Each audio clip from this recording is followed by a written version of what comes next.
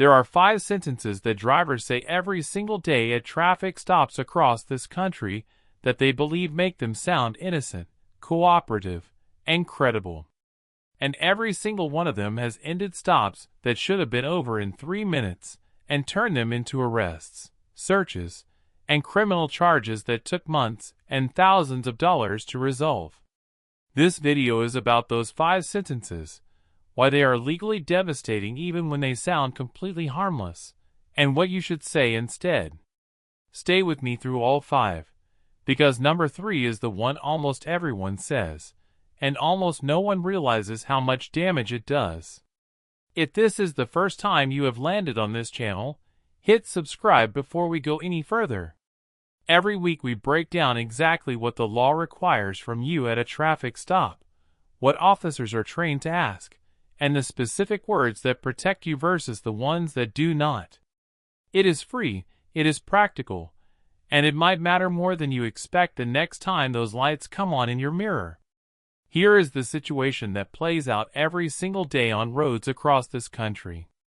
A driver gets pulled over. The reason is minor. A tail light. A rolling stop. Drifting slightly over a lane line. The officer walks up. The driver is calm. Clean record.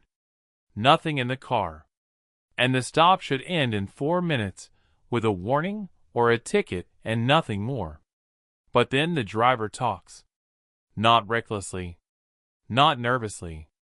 Calmly and cooperatively, the way they have been conditioned to believe they are supposed to.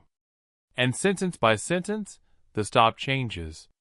Something that should have been nothing becomes a 45-minute investigation, a vehicle search, and in some cases, a night and county lockup over a stop that started because of a broken tail light.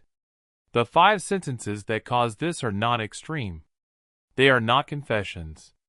They are not aggressive or suspicious sounding. They are the exact words that most people believe make them look innocent. And that is precisely why they are so dangerous. The first thing you should never tell a police officer is, "I only had 1 or 2 drinks." People say this because they believe measured honesty is better than silence. They think that acknowledging a small, responsible amount sounds more credible than saying nothing. They think it makes them seem like the kind of reasonable adult who is obviously not impaired and is simply being upfront. What it actually does is hand the officer a voluntary admission of alcohol consumption. He did not have 1 second before you spoke. He did not stop you for drinking. He did not pull you over because he suspected impairment. But the moment you say those words, alcohol is now a documented subject in that stop. He has grounds he did not have before, and he is legally required to follow them. There was a man stopped on Highway 78 outside of Birmingham, Alabama on a Friday night for following too closely. Clean record. He had been at a work dinner. He had had 2 glasses of wine across the span of 3 hours. He was not impaired by any reasonable measure. But when the officer asked where he was coming from and whether he had had anything to drink, he said, "Just 2 glasses of wine with dinner, but I'm completely fine. That was a while ago." He thought that sentence would close the subject. It opened an investigation that lasted 55 minutes on the side of that highway, produced 2 rounds of field sobriety testing, and cost him an attorney retainer fee before the stop was fully resolved with no charge. The stop was about following distance. He changed what it was about with 1 sentence that he thought would help him. The second thing you should never tell a police officer is, "You can go ahead and search if you want. I don't have anything to hide." This one is said so frequently, and with such complete confidence, that it is almost impossible for most people to understand why it is one of the most legally damaging things a driver can say. They say it because they believe it signals innocence. Because they think a quick search that finds nothing gets them home faster.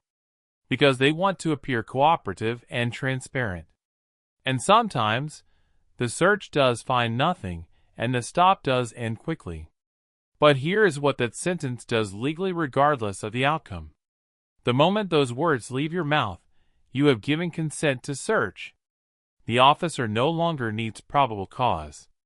He does not need reasonable suspicion. He does not need a warrant. You gave him permission. And that permission, once given and acted upon, is legally binding. Anything found in that vehicle during a consensual search is a lawful discovery. Whatever you forgot was in the back seat. Whatever was left by whoever borrowed your car. Whatever looks different under flashlight than it does in daylight. All of it is now evidence because you invited the search. A driver was stopped on Interstate 40 outside of Nashville, Tennessee for speeding. She had not been drinking. She had nothing she was aware of in the car. She told the officer to go ahead. He found a small prescription bottle in the center console with someone else's name on it.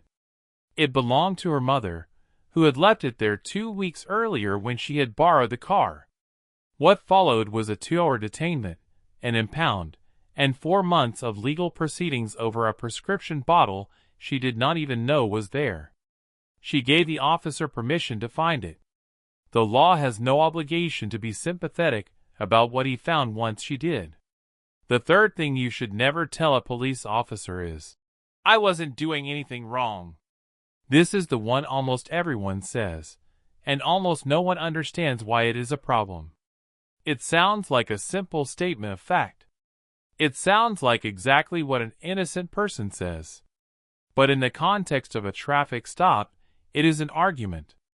And arguments at a roadside stop do not help you. They create friction. They give the officer behavioral signals he can document. They extend the stop. And they put you in a position where you are now trying to convince someone with legal authority over the stop that his reason for initiating it was invalid. That is not a conversation you can win on the side of a highway at midnight.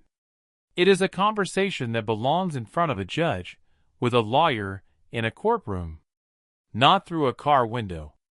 Beyond the practical problem, there is a legal one. Disputing the reason for the stop verbally does not change the stop.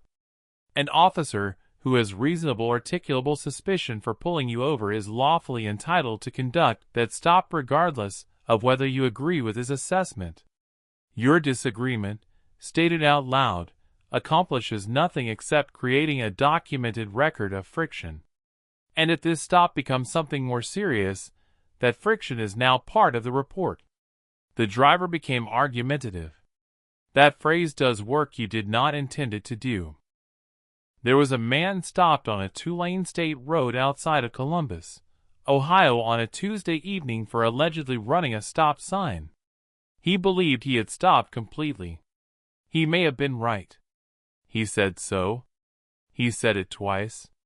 Then he said it again in a slightly different way. The officer, rather than wrapping up the stop with a citation, extended it for close to 20 minutes while he documented the interaction and ran additional checks. A stop that should have produced a ticket at most turned into an extended roadside experience that included a request to step out of the vehicle, because the driver gave the impression, through repeated argument, that something about the stop was worth more of the officer's time. If he had a legal argument about the stop sign, that argument had a place to be made. The side of that road was not it. The fourth thing you should never tell a police officer is, "I know my rights." Not because knowing your rights is wrong. Knowing your rights is exactly what this channel is about. But saying those 3 words out loud in that tone, at a traffic stop, almost never produces the result drivers are hoping for. People say it because they are frustrated. Because they feel that the stop is unjust. Because they want the officer to know that they are not going to be pushed around. And every single one of those is an understandable impulse. But the effect of those words, in that moment, is almost always the opposite of what the driver intends. Saying, "I know my rights," without immediately following it with a specific, calm, legally grounded invocation is not exercising a right. It is announcing that you plan to, which gives the officer time to adjust the stop around that expectation. It signals confrontation rather than composure. And it puts you in the position of having declared something you now have to back up under pressure, in real time, on the side of a road, while a person in a uniform with legal authority over the interaction decides what happens next. That is an extremely difficult position to hold. The way you exercise your rights at a traffic stop is not by announcing that you have them. It is by using them quietly. I'd prefer not to answer questions. With respect, officer, I'm invoking my Fifth Amendment right to remain silent. No declaration. No performance. No signal that you are preparing to resist. Just a calm, specific, legally grounded statement delivered without drama, without edge, and without any of the behavioral signals that give an officer a reason to keep going. The right works when you use it correctly. Announcing it is not using it. The fifth thing you should never tell a police officer is, "I was just trying to get home." People say this as a closer. They say it at the end of an exchange that has already gone on too long, trying to humanize themselves, trying to appeal to the officer's sense of reason and decency, trying to make the point that they are ordinary, harmless, and just want the stop to end. And sometimes it does work. Sometimes an officer hears it and wraps things up. But here is what that sentence does legally and practically when it does not work. It establishes a destination, a timeline, a frame of mind, and an implicit admission that the stop has been stressful enough to need explaining. All of that becomes part of the record. And the implied stress, the sense that you needed to justify where you were going and why, can be read as behavioral evidence of something the officer decides is worth a second look. More importantly, it is unnecessary. You do not owe an officer a narrative about your evening. You do not need to justify your destination. You are not required to explain where you are going or why getting there matters to you. The stop is a legal interaction with specific obligations on both sides. Your obligation is identification and documentation. Beyond that, your right to remain silent covers everything else, including where you are headed, why you want to get there, and how your night has been going. "I was just trying to get home" is an appeal to sympathy in a situation where sympathy is not a legal requirement and does not function as one. There was a woman stopped on the Beltway outside of Washington, D.C. on a Wednesday night for a lane change without signaling. She had been at her mother's house. She was tired. She wanted to get home. She told the officer all of that. She explained her week. She explained why she was on that road.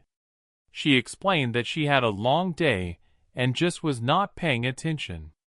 Every sentence she said established her fatigue, her mental state, her route, and her distraction as documented facts in that stop. A stop about a lane change became a stop about a driver who admitted she was not paying attention, was tired, and was in a hurry. That report was used by her insurance company, after the officer ran her record and found a prior moving violation, to raise her rate significantly. She did not get a DUI. She did not get arrested. But the sentences she said trying to humanize herself cost her money every month for the next 3 years. So here is what you say instead of any of those 5 things. When an officer asks a question that goes beyond your identification obligation, your answer is this: "Officer, I prefer not to answer questions." That is it. 7 words. Flat, respectful, no edge. You hand over your license, registration, and insurance when asked. You maintain eye contact. You say nothing else. If he pushes, you have one follow-up. "I'm invoking my Fifth Amendment right to remain silent." No lecture. No announcement. No confrontation. Just a clean, specific, legal statement that puts your position on the record without giving him a single word to work with. You do not argue the stop. You do not tell him you know your rights. You do not explain where you are going or what kind of week you have been having. You do not give consent to search anything. And you do not introduce alcohol, fatigue, stress, or any other subject that was not already established before you spoke. The stop ends one of two ways. Either he has independent lawful grounds to continue it, or he does not. If he does not, your silence is what lets it end. If he does, your silence is what keeps it from becoming worse than it has to be. Either way, the 7 words work. They work legally. They work practically. They work in the best case, and they limit the damage in the worst case. What staying composed through this entire exchange actually does, both inside that stop and in any legal proceeding that might follow it, is remove the behavioral justification for escalation. You are not emotional. You are not contradicting yourself. You have not introduced any subject that was not already there. You are a driver who knows what the law requires and is doing exactly that. Nothing more. That is not suspicious. That is protected. Drop a comment below and tell me which of these 5 you have said during a stop. I read every single one, because the answers people give in those moments are almost always more revealing than they realize. And most people already know exactly which one they said last time. If this video is the first thing you have watched on this channel, and it felt like information you should have had a long time ago, before the stop you did not handle right, before the night you answered every question and drove home hoping nothing would come of it, subscribe now. Every single week, there is a new situation, a new question, a new moment where the right answer is the only thing standing between you and something that follows you for months. Your rights exist whether you know them or not, but they only protect you when you actually use them. Subscribe and make sure you know them before you need them.